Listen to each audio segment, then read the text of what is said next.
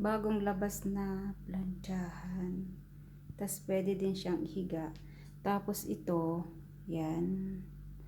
Ano lang siya, bukhar. Kumbaga steam lang, pero super lakas ng ano niya, ayan o. Level. Ito yung pinakamalakas. Ito yung gagamitin ko dito sa dishwasher para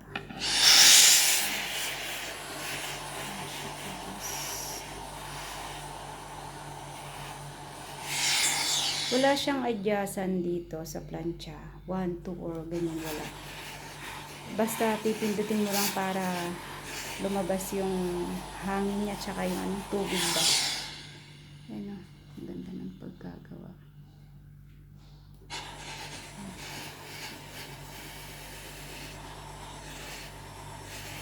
Tapos super gaan pa, hindi masakit sa braso.